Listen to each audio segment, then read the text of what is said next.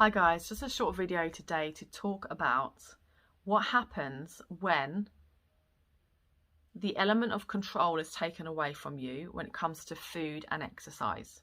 For example, today I had woken up at 5:30 in the morning, raring to go, motivated, inspired to do a whole hour of Olympic lifting before teaching my HIIT class.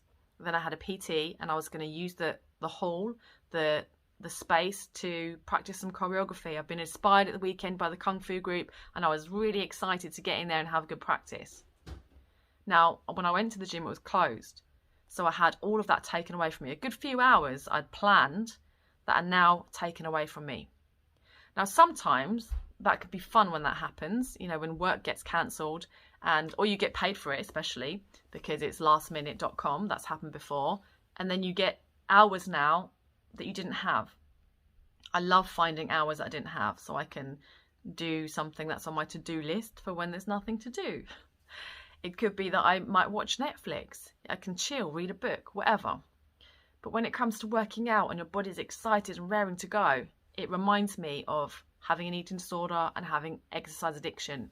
It's hard for people to be motivated to exercise and to get into that place where you can achieve big goals and do bodybuilding or marathon running or competitions. But it's also hard to not do those things. If you're the type of person who's headstrong, type A character, all or nothing thinker, what happens if you sit in those feelings and you do nothing about them? You don't compensate by over-exercising the next day because you did nothing today. You don't compensate by editing your food because you didn't move your body today. You don't compensate in any other way because you didn't get your workout. What's the fear? Fear of losing muscle, fear of losing strength, fear of forgetting technique, fear of your body changing. What's the fear?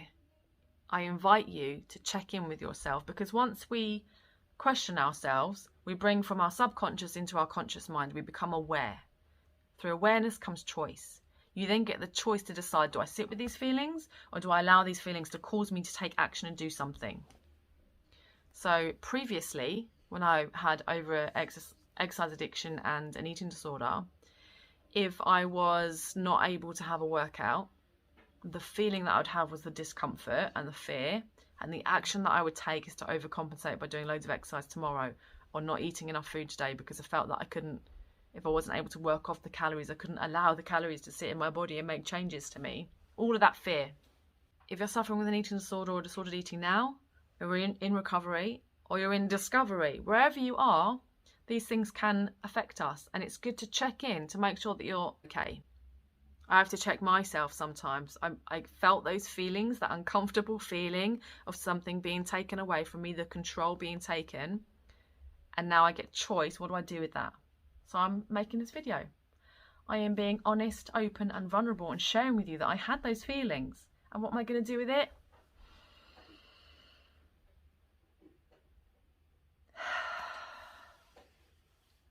I'm going to let it go. There's always tomorrow. Nothing bad is going to happen. I'm going to let it go, and I'm going to continue to eat nice food and look after my body and do some good stuff with the extra time that I have. If any of you feel like this at home, I hope this helps. Get those journals out. What is your fear if you don't get to do something that you planned? It may not be about food or exercise. It may be work. Work was taken away from you because it's bank holiday and you're a bit of a workaholic because you love keeping that focus, because it keeps you on the straight and narrow and it stops you thinking about your feelings. We all have things that distract us from our feelings. It's sitting in that discomfort and asking yourself, what's the fear, that can really create change. Let me know in the comments how you're feeling today, if any of this resonates. Bye for now.